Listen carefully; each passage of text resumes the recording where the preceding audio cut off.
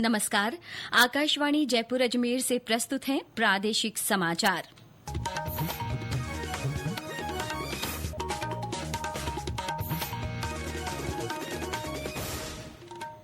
मुख्य समाचार। प्रधानमंत्री नरेंद्र मोदी ने अंतर्राष्ट्रीय वस्त्र प्रदर्शनी भारत टेक्स को दुनिया भर के नीति निर्माताओं का मजबूत मंच बताया। केंद्रीय कृषि राज्य मंत्री भागीरथ चौधरी ने जैविक खेती और श्री अन्न को बढ़ावा देने पर जोर दिया। जयपुर में क्षेत्रीय राजभाषा सम्मेलन का आयोजन कल। हिन्दी भाषा के प्रचार प्रसार को बढ़ावा देने वाली प्रतिभाओं का सम्मान होगा। और उदयपुर में वाटर विजन 2047 राष्ट्रीय संगोष्ठी एकीकृत जल संसाधन प्रबंधन पर मंथन होगा। समाचारों के साथ मैं माधुरी वशिष्ठ। और अब समाचार विस्तार से। प्रधानमंत्री नरेंद्र मोदी ने कहा है कि अंतर्राष्ट्रीय वस्त्र प्रदर्शनी भारत टेक्स में देश की सांस्कृतिक विविधता के दर्शन हो रहे हैं। उन्होंने कहा कि इसके साथ ही प्रतिभागी 120 देशों की झलक भी प्रदर्शनी में देखी जा रही है। श्री मोदी आज नई दिल्ली के भारत मंडपम में चल रही अंतर्राष्ट्रीय वस्त्र प्रदर्शनी भारत टेक्स में बोल रहे थे। उन्होंने दुनिया भर के वस्त्र उद्योग से जुड़े लोगों और नीति निर्माताओं को एक मंच पर लाने वाले इस वैश्विक आयोजन की सराहना की। पूरब से पश्चिम, उत्तर से दक्षिण, हमारे यहाँ कितने तरह के पारंपरिक परिधान हैं। एक एक परिधान के कितने कितने प्रकार हैं। साथियों, भारत टेक्स के इस आयोजन में हमारे परिधानों के जरिए भारत की सांस्कृतिक विविधता के भी दर्शन होते हैं। प्रधानमंत्री ने कहा कि टेक्सटाइल क्षेत्र देश में सबसे ज्यादा रोजगार के अवसर प्रदान करता है। भारत दुनिया के बड़े निर्यातकों में शामिल है। श्री मोदी ने कहा कि 2030 तक देश के वस्त्र निर्यात को 9 लाख करोड़ रुपए तक ले जाने का लक्ष्य रखा गया है। 14 फरवरी से शुरू हुआ भारत टेक्स एक अंतर्राष्ट्रीय आयोजन है। इसमें कपड़ा उद्योग क्षेत्र में कच्चे माल से लेकर तैयार उत्पादों तक की संपूर्ण वस्त्र श्रृंखला को एक प्लेटफॉर्म पर लाया गया है। आदि महोत्सव की आज से नई दिल्ली में शुरुआत हो रही है। मेजर ध्यानचंद राष्ट्रीय स्टेडियम में 24 फरवरी तक चलने वाले इस महोत्सव का उद्देश्य देश के जनजातीय समुदायों की सांस्कृतिक विरासत और आर्थिक क्षमता का जश्न मनाना है। इसमें 600 से अधिक आदिवासी कारीगर, 500 प्रदर्शनकारी कलाकार शामिल हो रहे हैं जो विभिन्न राज्यों और केंद्र शासित प्रदेशों की परंपराओं का प्रदर्शन करेंगे। जनजातीय कार्य मंत्री जुएल ओराम ने बताया कि महोत्सव के माध्यम से जनजातीय समुदायों को व्यापक बाजार उपलब्ध करवाया जा रहा है। इससे उनके उत्पादों और पारंपरिक कला को बढ़ावा मिलेगा। केंद्रीय कृषि और किसान कल्याण राज्य मंत्री भागीरथ चौधरी ने किसानों को देश की आत्मा बताया है। उन्होंने कहा कि भारत कृषि प्रधान देश है और किसान अर्थव्यवस्था की मजबूत कड़ी है। श्री चौधरी आज बाड़मेर के गुढ़ामालानी में किसान सम्मेलन में बोल रहे थे। बाजरा अनुसंधान केंद्र में हुए इस सम्मेलन में श्री चौधरी ने किसानों को जैविक खेती अपनाने और श्री अन्न को बढ़ावा देने पर जोर दिया। उन्होंने कहा कि किसानों की उपज के परिवहन के लिए कृषि मंत्रालय नई पहल करने जा रहा है। गांव के इस अन्नदाता, दूधदाता, ये फलदाता, ये तिलनदाता, दलनदाता, इसको फायदा कैसे मिले, इसके लिए एक सबसे बड़ा कृषि मंत्रालय ये तय किया है कि ट्रांसपोर्टेशन का जो यातायात का खर्चा है वो 50% कृषि मंत्रालय देगा, केंद्र सरकार 50% राज्य सरकार देगी। सम्मेलन में उद्योग राज्य मंत्री के विश्नोई ने भी शिरकत की। इस दौरान कृषि वैज्ञानिकों ने बाजरा खेती की नई तकनीक, उन्नत किस्मों की खोज और मृदा स्वास्थ्य परीक्षण के बारे में भी जानकारी दी। नई दिल्ली रेलवे स्टेशन पर कल रात हुई भगदड़ की उच्च स्तरीय जांच शुरू हो गई है। जांच समिति में रेलवे के प्रधान मुख्य वाणिज्यिक प्रबंधक नरसिंह देव और प्रधान मुख्य सुरक्षा आयुक्त पंकज गंगवार शामिल हैं। उत्तर रेलवे ने घटना में मारे गए लोगों के परिजनों को 10-10 लाख रुपए, गंभीर रूप से घायलों को 2.5 लाख रुपए देने की घोषणा की है। इसके अलावा मामूली रूप से घायल लोगों को 1-1 लाख रुपए का मुआवजा देने का ऐलान किया गया है। इस बीच भगदड़ की इस घटना में मरने वाले लोगों की संख्या 18 हो गई है। मृतकों में 13 महिलाएं और 5 बच्चे हैं। घटना पर राष्ट्रपति, प्रधानमंत्री, रेल मंत्री, गृह मंत्री और रक्षा मंत्री ने शोक व्यक्त किया है। राज्यपाल हरिभाऊ बागड़े ने भी हादसे को दुखद बताते हुए गहरी संवेदना जताई है। और अब समाचार महाकुंभ से।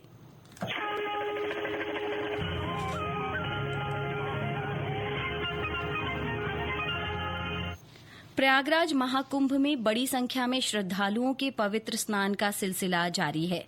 दुनिया भर से लाखों श्रद्धालु इस भव्य उत्सव में शामिल हो रहे हैं। अब तक करीब 52 करोड़ श्रद्धालु संगम में पवित्र स्नान कर चुके हैं। इधर प्रदेश के पाली जिले से आज दिव्यांगों का जत्था भी प्रयागराज के लिए रवाना हुआ। महाकुंभ में आज आस्था और जलवायु परिवर्तन विषय पर एक सम्मेलन रखा गया। इसमें कार्बन उत्सर्जन कम करने और हरित ऊर्जा को बढ़ावा देने पर विचार विमर्श किया गया।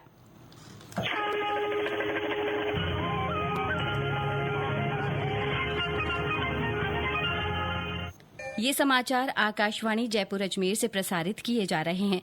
प्रादेशिक समाचार बुलेटिन आप हमारे एक्स हैंडल @AIRnews_जयपुर, YouTube channel Rajasthan AIR news और फेसबुक AIR न्यूज राजस्थान पर भी सुन सकते हैं। इसके साथ ही आप हमारी वेबसाइट newsonair.gov.in पर भी समाचार सुन सकते हैं और संबंधित फोटो और वीडियो देख सकते हैं। जयपुर में कल क्षेत्रीय राजभाषा सम्मेलन होगा। गृह मंत्रालय के राजभाषा विभाग की ओर से मध्य, पश्चिम और उत्तरी क्षेत्रों के संयुक्त सम्मेलन के रूप में इसे आयोजित किया जा रहा है। गृह मंत्रालय की संयुक्त सचिव डॉ मीनाक्षी जौली ने आज जयपुर में प्रेस वार्ता में बताया कि इस सम्मेलन का उद्देश्य सरकारी और प्रशासनिक कामकाज में हिन्दी भाषा के प्रचार प्रसार को बढ़ावा देना है। इसके साथ ही हिन्दी को तकनीकी रूप से समृद्ध और व्यापक बनाने के लिए किए गए नवोन्मेषी कार्यों की समीक्षा करना है। हिंदी के प्रगामी प्रयोग को बढ़ावा देने के लिए निरंतर प्रयासरत है और इसी क्रम में प्रत्येक वित्तीय वर्ष में देश के अलग अलग भागों में 4 क्षेत्रीय सम्मेलन आयोजित किए जाते रहे हैं। राजभाषा विभाग गृह मंत्रालय द्वारा दिनांक 17 फरवरी 2025 को सम्मेलन केंद्र JECC जयपुर में उत्तर 1, उत्तर 2, मध्य एवं पश्चिम क्षेत्रों का संयुक्त क्षेत्रीय राजभाषा सम्मेलन एवं पुरस्कार वितरण समारोह का आयोजन किया जा रहा है। सीतापुरा स्थित JECC में होने वाले इस सम्मेलन में केंद्रीय गृह राज्य मंत्री नित्यानंद राय और मुख्यमंत्री भजनलाल शर्मा भाग लेंगे। इसके साथ ही विभिन्न कार्यालयों, बैंकों और उपक्रमों के वरिष्ठ अधिकारी भी मौजूद रहेंगे। योग गुरु स्वामी रामदेव ने आज मुख्यमंत्री भजनलाल शर्मा से मुलाकात की। मुख्यमंत्री निवास पर हुई इस भेंट में योग गुरु ने प्रदेश में आयुर्वेद चिकित्सा पद्धति के विकास पर चर्चा की। उन्होंने स्वस्थ जीवन शैली के लिए लोगों को योग से जोड़ने की भी बात कही। उधर उप मुख्यमंत्री दिया कुमारी आज शाहपुरा स्थित नारायण दास महाराज की तपोस्थली त्रिवेणी धाम पहुंची। इस अवसर पर उन्होंने प्रदेशवासियों की सुख समृद्धि की प्रार्थना की। उदयपुर में राष्ट्रीय कॉन्फ्रेंस वाटर विजन 2047 होने जा रही है। केंद्रीय जल शक्ति मंत्रालय की ओर से 18 फरवरी से आयोजित होने वाली इस संगोष्ठी में विभिन्न राज्यों के मुख्यमंत्री, जल संसाधन मंत्री और आला अधिकारी भाग लेंगे। 2 दिन तक चलने वाली इस कॉन्फ्रेंस का उद्घाटन केंद्रीय जल शक्ति मंत्री CR पाटिल करेंगे।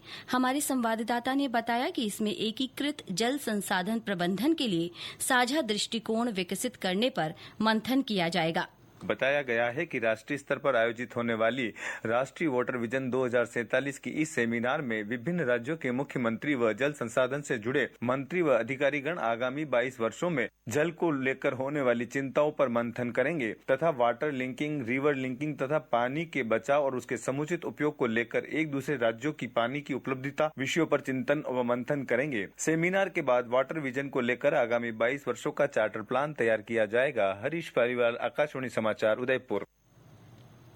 भीलवाड़ा शहर को हरा भरा बनाने के लिए मुहिम शुरू की गई है। जिला प्रशासन और राजस्थान प्रदूषण मंडल की ओर से की गई इस पहल के तहत आम लोगों को पर्यावरण संरक्षण अभियान में भागीदार बनाया जा रहा है। हमारे संवाददाता ने बताया कि इसके लिए डिजिटल प्लेटफॉर्म तैयार किया गया है।